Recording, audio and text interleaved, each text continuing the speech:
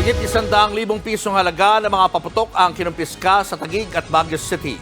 Sisirain ng mga ito para hindi na mapakinabangan. Nasa frontline ng balitang yan si Laila Pangilinan. Daang-daang kwitis, whistle bomb, boga, 5-star, pop-up, piccolo at sinturon ni Judas ang kinumpiska ng mga pulis sa Taguig. Bahagi ito ng kanilang ligtas Paskuhan nitong nagdaang holidays. Karamihan sa mga nakumpiska galing sa mga vendor na wala raw permit. Ayon sa Taguig City Police, bago pa magbagong taon nang umpisahan nila ang operasyon para sa ligtas na pagsalubong sa 2024. Sa kabuuan, 94,000 pesos ang halaga ng mga kumpiskadong paputok. Pagtitiyak ng mga pulis, hindi na ito mapapakinabangan.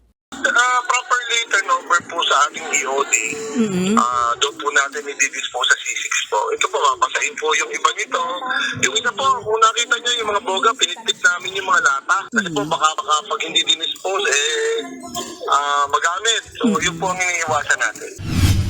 Sa Baguio City naman, umabot sa higit 7,000 piraso ng iligal na paputok ang nakumpiska rin simula December 29, 2023 hanggang kahapon. Mga iligal din ang karamihan gaya ng boga, 5-star at lapla.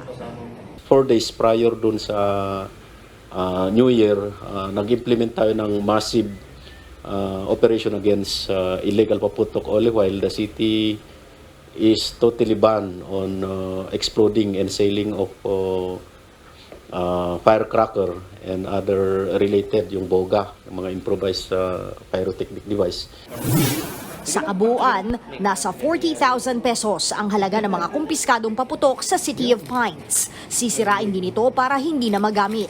Simula December 21, 5 na ang biktima ng paputok sa Baguio City. Isa naman ang biktima ng ligaw na bala. Nagbabalita mula sa Frontline, Laila Pangilinan, News 5. Mga kapatid, Julius Babaw po. Huwag maging huli at maging una sa lahat ng balitaan. Para sa tuloy-tuloy na talakayan sa Frontline, mag-follow at mag-subscribe sa social media pages ng News 5.